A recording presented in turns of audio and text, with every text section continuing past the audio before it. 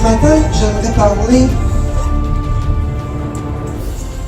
de fardeau. Qu'est-ce qu'un fardeau? Qu'est-ce qu'un joug?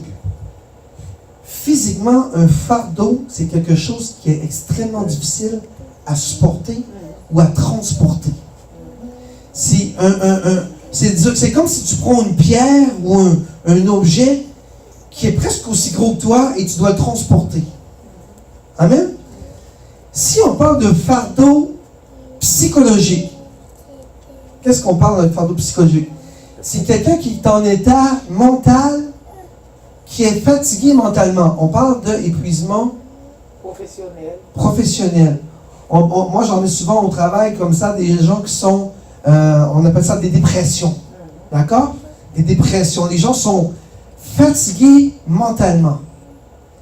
Il y en a un troisième fardeau qui est très important et que les gens, par leur ignorance de la parole et leur manque de lecture biblique, ne savent pas comment traiter ce fardeau-là. Et là, on parle d'un fardeau spirituel. Quand on parle d'un fardeau spirituel, c'est le plus important qu'il faut régler dans nos vies. Et on a plein de fardeaux.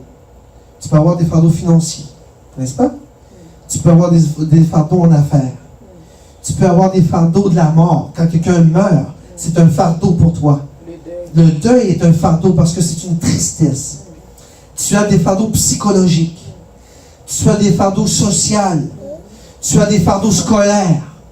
Tu as des fardeaux dans tes activités de loisirs. Tu as des fardeaux à ton travail. Tu as des fardeaux avec tes amis. Tu as des fardeaux avec tes parents. Tu as des fardeaux avec plein de choses. La vie, elle est remplie d'un fardeau. N'est-ce pas? Et c'est normal qu'on ait des fardeaux. C'est vrai? Est-ce que c'est normal qu'on ait des fardeaux? En tant qu'enfant de Dieu, est-ce que c'est normal qu'un enfant de Dieu ait des fardeaux dans sa vie? Oui, c'est normal. Et je vais vous montrer pourquoi. Un fardeau dans la vie d'un chrétien est tout à fait normal. Mais Jésus te dit quoi dans sa parole? Jésus te dit ce matin, viens à moi, vous tous qui êtes fatigués et chargés, et je vous donnerai du repos. Qu'est-ce que Jésus parle? Est-ce qu'il parle de fardeau physique, psychologique? Ou il parle du fardeau spirituel? Jésus parle de tous ces fardeaux-là. Jésus a porté tout. En fait, un fardeau, c'est quoi? C'est le résultat d'un péché. Parce que s'il n'y aurait pas de péché sur la terre, il n'y aurait pas de fardeau. Parce que Dieu a créé l'homme à son image. Dieu est bon, donc la création au début était bonne. Donc, si Adam et Ève n'auraient pas péché, il n'y aurait pas eu de fardeau. Donc, Jésus-Christ sur la croix, en transportant la croix sur son épaule jusqu'à Golgotha, il a transporté tous vos fardeaux sur lui. Psychologique, mental, financier, spirituel. Ton œil, là, c'est un fardeau pour toi parce que ça te fait mal. Tu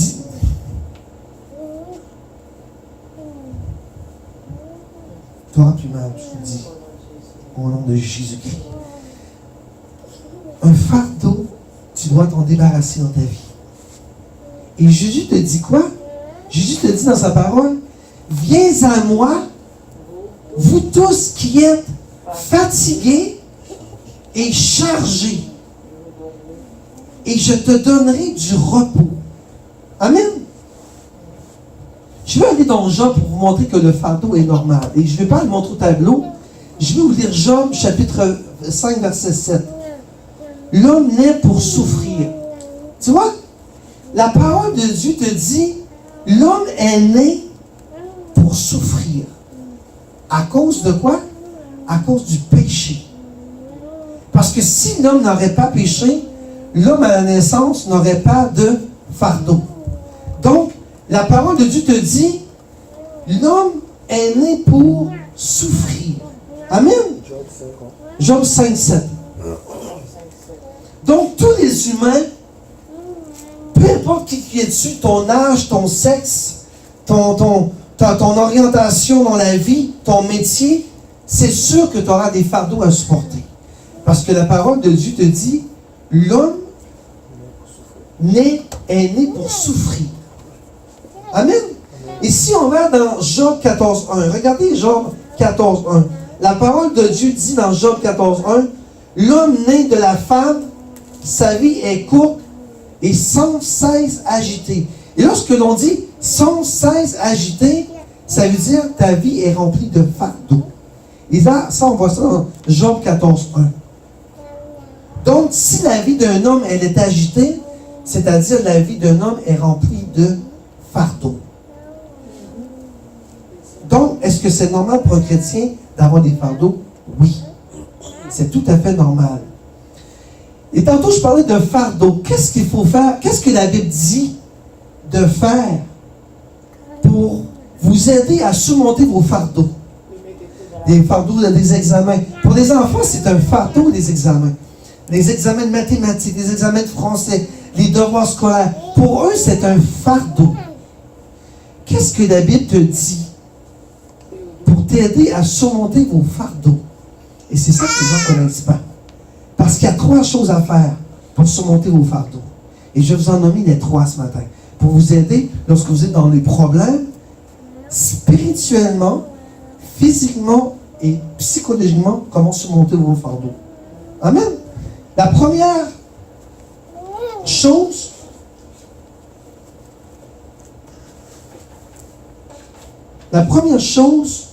est de croire que Dieu a permis d'avoir des fardeaux. Dieu a permis à Satan d'avoir des fardeaux. Et vous allez comprendre pourquoi. Dieu a permis à Satan d'avoir des fardeaux dans la vie. Dieu l'a permis ça.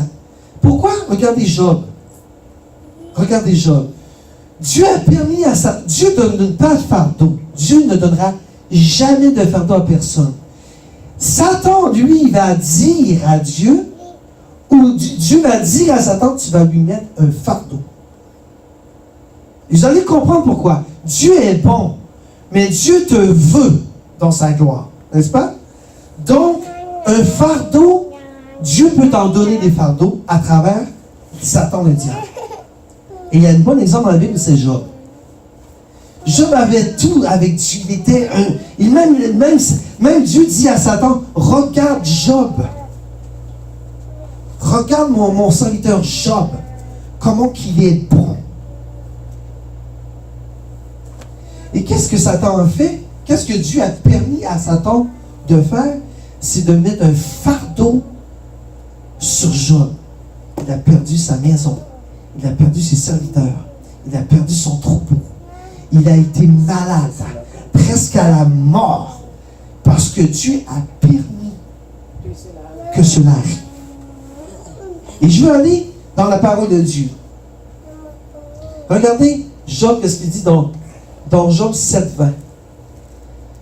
Si j'ai péché, que qu'ai-je pu te faire, gardien des hommes? Et lorsqu'il parle de gardien des hommes, c'est Dieu. Donc Dieu, Job se plaint à Dieu. Il dit, qu'est-ce que je t'ai fait pour que je mérite ça? Qu'est-ce que je t'ai fait, Dieu? Et c'est pas ça qu'on fait des fois à Dieu. On demande, Seigneur, qu'est-ce que j'ai fait pour mériter ce fardeau? Pourquoi tu autorises ça dans ma vie?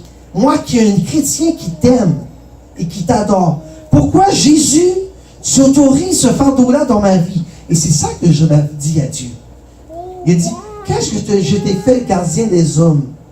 Pourquoi me mettre en pute à tes traits? Pourquoi me rendre à charge à moi-même? Et c'est ça qu'on fait, nous, comme chrétiens aujourd'hui. On fait la même chose. Lorsqu'on a des problèmes, on va tout de suite à la croix. Et là, on se plaint à Dieu.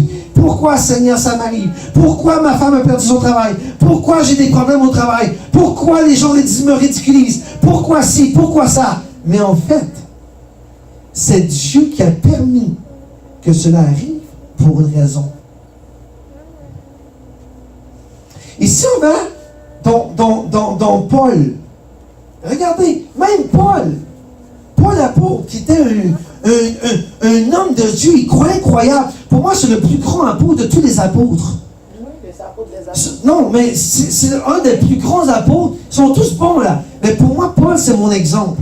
Regardez qu'est-ce que Dieu a fait, a permis à Satan, à Paul. Regardez, dans 2 Corinthiens, chapitre 12, versets 7 à 9.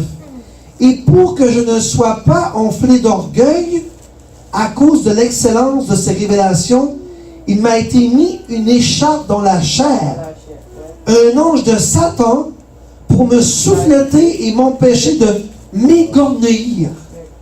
Alors, Dieu a fait en sorte que Paul puisse avoir de la souffrance physique. Pourquoi? Pour empêcher de se péter des bretelles. Ah, moi, j'ai fait une révélation, j'ai vu le ciel, et et là, il s'élève. Au lieu d'élever Dieu, il s'élève lui-même. Qu'est-ce que Dieu a dit? Avant que tu t'élèves, Satan, tu vas lui mettre une écharpe dans la jambe, afin que Paul ne s'élève pas, mais qu'il revienne à moi. Hein? Quand ça fait mal, qu'est-ce que tu fais? Seigneur, Jésus, Seigneur, guéris-moi. Ça fait mal, Seigneur. Au lieu de... Et Dieu connaissait déjà la pensée de Paul. Parce que si Dieu a fait ça, c'est qu'il connaissait déjà la pensée de Paul, que lui allait sûrement s'élever à un niveau supérieur. Il a dit, on va revenir à la raison. Clac! Satan, je t'autorise à lui donner une écharpe dans la jambe. Est-ce que Dieu a permis ça? Oui. Et pour une raison. Et regardez dans le verset 8. 3 fois, j'ai prié le Seigneur de l'éloigner de moi. 3 fois. Et qu'est-ce que Jésus a dit? Ma grâce te suffit. Ma grâce te suffit. Qu'est-ce que tu veux de plus? Ma grâce, Paul, te suffit. C'est tout ce que tu as besoin. Tu n'as pas besoin d'argent. Tu n'as pas besoin d'être millionnaire comme 60 millions que quelqu'un gagne hier qui va sûrement se... Juste le fait d'avoir la grâce de Dieu dans ta vie te suffit. T'as tout. Alors souvent on s'éloigne de Dieu et on fait comme Paul. Non, Paul n'a pas eu le temps de le faire parce que Dieu l'a tout de suite remis en question. Mais des fois on s'éloigne de Dieu pour s'élever. Et lorsqu'on s'élève, qu'est-ce qui se passe? On oublie Dieu. Et on tasse. Et quand on a des problèmes, là on revient à Dieu. Parce qu'on a besoin de lui. Mais quand tout va bien dans nos vies, on oublie Dieu, on le tasse, on n'a pas besoin de toi. Et ça, c'est la majorité des chrétiens. Parce que l'homme est fait comme ça. Tout va bien, pas de problème. Jésus prend nos bouteilles, ping bang, on s'occupe de notre pelouse, la maison, les fleurs, on joue, on fait des feux, on fait que des guimauves, des saucisses. Bang, t'arrive une catastrophe. Et là, qu'est-ce qu'on fait? Première chose qu'on fait, un chrétien va faire, je vais retourner à la croix, Seigneur, j'ai mal, Seigneur. Et pourtant, 5-6 heures avant, tu t'en foutais totalement de Dieu. Mais là, parce que tu as comment je peux dire, dans une persécution, c'est ça qui m'est arrivé cette semaine. Et honnêtement, j'ai commencé à vaguer à l'extérieur de Dieu. Jusqu'à ce que ça arrive. Je dis, non, Seigneur. Je retourne à la croix. Seigneur, pardonne-moi, Seigneur. Je ne peux pas revenir comme avant, Seigneur. Seigneur, tu ne peux pas faire ça. Tu ne peux pas. Oui, il peut le faire. Mais oui, il peut le faire. Parce que tu t'éloignes de lui. Tu penses au monde. Tu penses au loisir, à t'amuser. Des fois, Jésus, ça, c'est comme une tape. Hey! Come back! Tu t'en vas là, dans le monde des morts, reviens! Ton fardeau, c'est toi qui te le provoques toi-même. Et Jésus te dit, viens, je vais te l'enlever ton fardeau. Tout ce que tu as à faire, verset 29, prenez mon joug sur vous et recevez mes instructions. Recevez mes instructions. Reçois mes instructions. Qu'est-ce que Jésus veut dire par là? Prends ma parole et médite-les. Reçois mes instructions. Qu'est-ce que les instructions de Dieu? De marcher dans sa voie. J'ai écouté un pasteur, je vais t'envoyer ça, ce message-là. Un pasteur hier. Il m'a fait réfléchir. Et c'est pasteur qui m'a fait, il faut t'écouter ça, pasteur Stéphane. Des fois, tu crois que Dieu ne répond pas à tes prières. Mais je ne vais pas en parler plus, tu l'écouteras. Mais il y a une raison pour ça. Et c'est un peu ce que je parle ce matin. C'est que toi, tu demandes toujours à Dieu. Tu demandes toujours à Dieu. On est fait comme ça à l'homme. Oh Seigneur, donne-moi ci, Seigneur, donne-moi ça. Mais en retour, Dieu aussi te demande des choses. En retour, Dieu te demande des choses. Qu'est-ce que Dieu te demande? De suivre sa parole. Alors, si toi, tu demandes à Dieu, et que toi, Dieu te demande une chose que tu ne fais pas, c'est pour ça que tes prières sont comme dans l'eau. Parce que tu demandes à Dieu, mais toi, en retour, tu donnes quoi à Dieu? Tu ne suis pas qu'est-ce que Dieu veut de toi. Alors, qu'est-ce qui se passe? Les jours qui arrivent dans ta vie, la dépression, la maladie, la sclérose en plaques, la pression artérielle, et là, tu as des problèmes. Amen? La deuxième chose qu'il faut faire,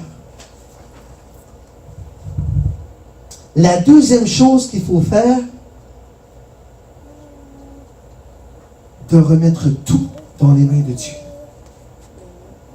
Tu remets tout. Et Jésus le dit. On va revenir. Venez à moi, vous tous qui êtes fatigués et chargés, et je vous donnerai du repos. Jésus te dit dans sa parole, viens, je vais te donner du repos. Alors, si tu as un problème de financier, qu'est-ce que l'homme normal va faire normalement? Il va appeler les banques, il va appeler les copains, il va appeler maman, papa, il va appeler... Et là, on parle de la foi, là. Hein? On va appeler pasteur Stéphane qui prie pour moi. On va appeler Nani Nana, on va appeler pasteur Nathalie, qui est dans son groupe MP3, qu'elle prie pour nous. Mais en fait, tout ce que tu as à faire, c'est de remettre ça à la croix à Jésus.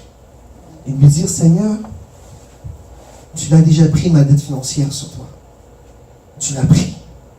Tu as pris ma maladie. Tu as pris mon mal d'oreille. Tu as pris mon mal de cœur. Tu as pris mes problèmes à l'école.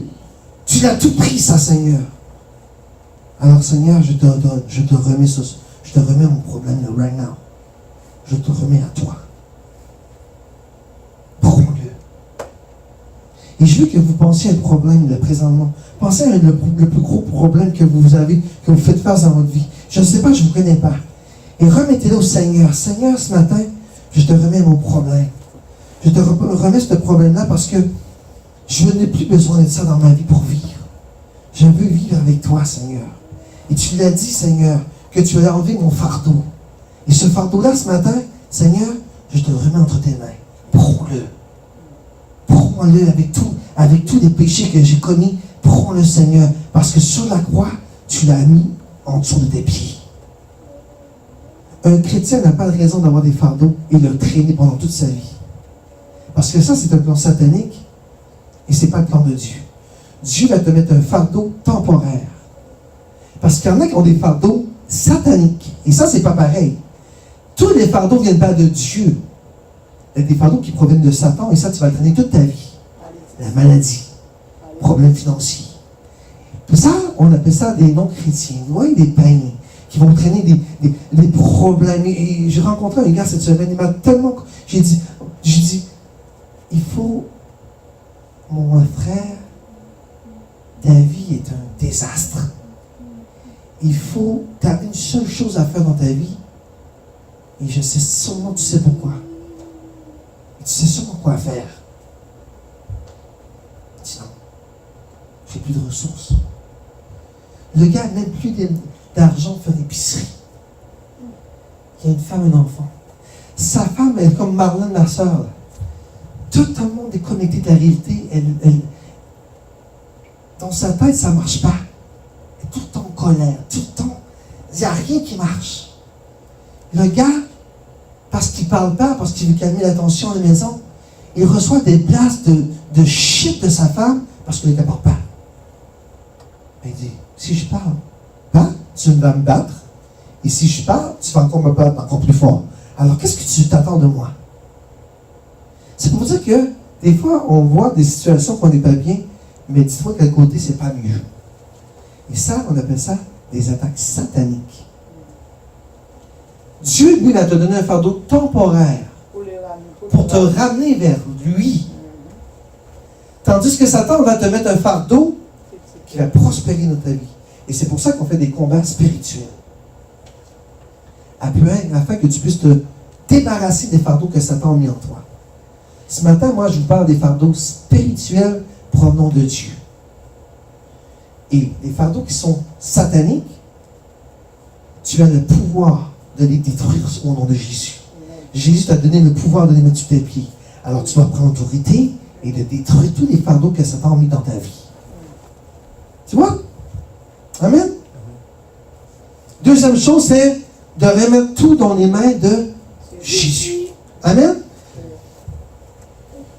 Remets ton sort à l'Éternel et il te soutiendra.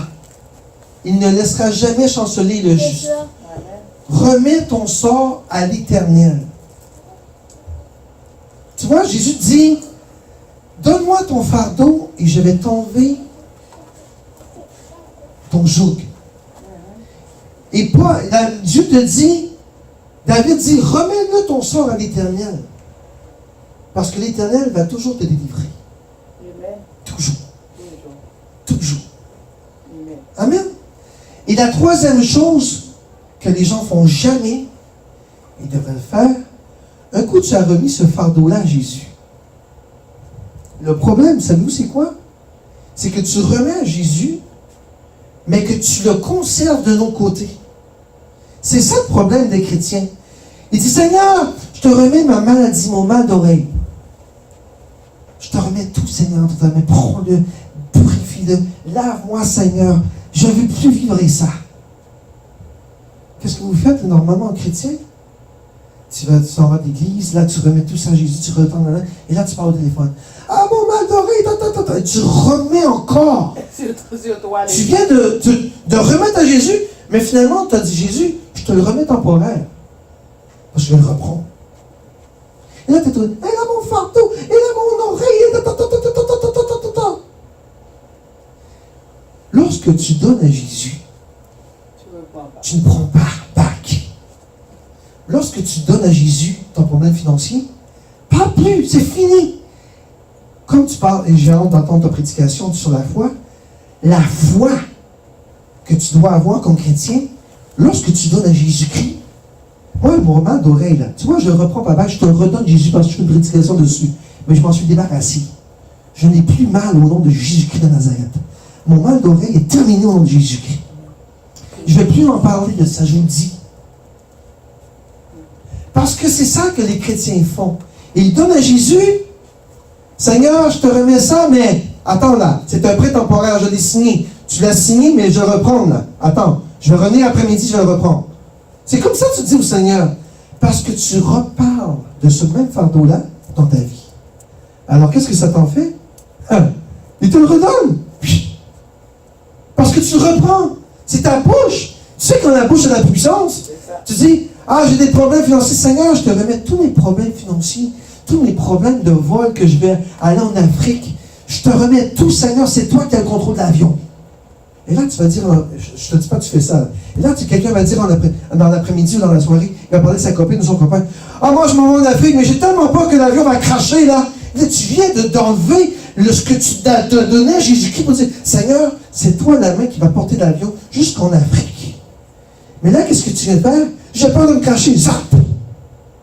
Tu es entré dans la main de Dieu parce que tu viens de mettre une malédiction dans ta vie. Ta bouche, elle a la puissance. Si tu reprends ton fardeau, Dieu va te le redonner. Dieu ne va pas assassiner avec toi. Là. Non, Dieu est bon. Et si Dieu est bon, c'est parce qu'il va te le redonner pour que tu comprennes une autre fois, comme Paul, parce que Paul a dit 3 fois, enlève-moi ça de là. Alors, si tu remets, et je veux ce matin que tu remettes 1, 2, 3, 4 fardeaux à Jésus. Je veux que tu fasses avant de partir ce matin. Ton mal d'œil. Regarde-moi ton mal d'œil. Tu l'as plus. Il est parti au nom de Jésus-Christ. Tu ne reparles plus de ça. Il est parti. Jésus t'a guéri. Ton fardeau de mal d'œil, ta guérison, elle est now, au nom de Jésus-Christ. C'est fait, c'est fait, c'est fait, c'est fait. Tu n'en parles plus. Ni au téléphone, ni avec tes amis. C'est fait. Comme lui l'a dit si bien, je n'ai pas écouté sa prédication, j'ai hâte. Par la foi, tu vas guérir. Parce que Jésus-Christ te guérit. Si tu dis, si tu reviens, je suis guéri, et tu reviens après-midi, j'ai mal, mais qu'est-ce que tu veux foutre? Tu viens de manquer de foi, parce que tu remets ça encore sur la table. C'est comme si tu passes les dés, et tu relances encore ton joug sur toi. Amen. Alors, qu'est-ce qu'il faut faire? Ne reprends pas ce que tu as donné à Jésus. Parce que Jésus-Christ lui va le garder et va le porter pour toi. Il va le porter. Et ta guérison, elle est ferme au nom de Jésus. Je le déclare au nom de Jésus-Christ de Nazareth. Amen. Maintenant, pourquoi Jésus nous permet d'avoir des fardeaux? Et je vais vous faire passer ça vite. La première chose de tout, c'est pour se rapprocher de lui. Amen. Jésus-Christ veut que tu te rapproches de lui. Alors, la meilleure façon de te faire wake-up, c'est de donner un petit coup. Un petit tape. Hey! Et quand le petit tape ne fonctionne pas, parce que ça arrive, Jésus est bon. Ce n'est pas Jésus qui donne la tape, c'est Satan. Il dit à Satan, tu vas à un point tel que Satan ne va pas dépasser. Et là, il tape. Une petite souffrance. Mais ça fait pas mal. On continue. Jusqu'à ce que tu comprennes que c'est Seigneur qui décide dans ta vie et non toi. Et regardez Paul dans Romains 8, 28. Nous savons du reste que toute chose concourt au bien de ceux qui aiment Dieu. Toute chose concourt au bien. La parole ne dit pas au mal, au bien de ceux qui aiment Dieu. Toute chose concourt au bien de ceux qui aiment Dieu. Donc Dieu veut que tu reviennes à lui. Pour sa gloire et non pour la tienne. Tout ce que tu fais est pour la gloire de Dieu. Tout ce que tu fais dans ta vie concourt au bien de Dieu. Amen. Et regardez l'autre verset. Le soir, le matin, à midi, je soupire et je gémis, il entendra ma voix. Tu vois, le matin, à l'Éternel. Et l'Éternel entend ma voix. Amen. Et regardez un autre verset, là, un autre chapitre biblique. Psaume 119, 67. Avant d'avoir été humilié, je m'égarais. Tu vois? Avant d'avoir été humilié, je m'égarais. Tu vois comment la parole te dit? Dieu te dit, avant que tu sois humilié, tu t'es perdu. Pour te rapporter à moi, il a fallu que je te mette un joug. Et regardez l'autre. Maintenant, j'observe ta parole. Et regardez verset 71. Il m'est bon d'être humilié. Afin que j'apprenne tes statuts. Quels sont les statuts de Dieu? Statuts? C'est la parole de Dieu. Donc j'ai été humilié afin que, par mon humiliation, je revienne dans ta parole. Pourquoi par la parole? La parole est la vérité et la vie, le chemin de vie. Donc tu dois marcher avec la parole. Amen. L'autre raison, que nous puissions découvrir la grâce et la toute-puissance de Dieu. C'est pour ça que Dieu nous donne des afflictions. Nous permet de. Afin que nous puissions dire, comme ce matin, tu vois, Dieu est bon parce qu'il a fait ça. J'étais dans le coup jusqu'à là parce que là, et j'ai fait ça. Et par la grâce de Dieu et par sa toute-puissance, il m'a délivré. J'ai eu mal à mon œil, j'ai eu mal à mon oreille, mais par la grâce de l'Éternel des armées, par son amour, par sa miséricorde et parce qu'il a tout mis sur sa croix pour moi, je suis guéri, je le déclare au nom de Jésus. Amen. Ce matin, je veux que vous preniez, peu importe le fardeau que vous avez, peu importe. Reprends pas ton œil, c'est fait, t'es guéri. Reprenez un fardeau. Vous savez qu'un fardeau arrivera bientôt dans votre vie. Vous savez pas trop à quoi vous attendre. Vous remettez ça dans les mains de Jésus-Christ et vous ne le reprenez pas. Exemple des examens. Tes examens au nom de Jésus-Christ de Nazareth. Seigneur, je te remets tous mes examens à l'école d'ici now, jusqu'à la fin jusqu'au mois de juin. Tous mes examens au nom de Jésus-Christ seront succès au nom de Jésus-Christ. Tout ce que j'écrirai sera sous l'inspiration du Saint-Esprit. Comme Daniel, j'aurai l'intelligence, la science et la sagesse de l'Éternel des armées. Au nom de Jésus-Christ de Nazareth, je prends mes examens de la fin d'année. Je les remets entre tes mains, Seigneur. Et je déclare que je réussirai mon année scolaire. Au nom de Jésus-Christ de Nazareth, je ne suis pas un perdant, je suis un gagnant. Je ne suis pas un perdu, je suis un sauvé. Je fais partie des enfants de Dieu. Donc, tout ce que j'écrirai sur mon papier sera fait par la main du Saint-Esprit. Now, au nom de Jésus-Christ, je déclare la réussite scolaire dans mon année. Now, au nom de Jésus-Christ, aucun échec inaccessible dans ma vie. Aucun échec représente le Satan. Moi, j'ai le succès et j'aurai le succès dans ma vie. Now, au nom de Jésus. Je veux que vous preniez, même chose que j'ai fait, priez avec violence sur votre joug et débarrassez-vous de votre joug une bonne fois pour toutes.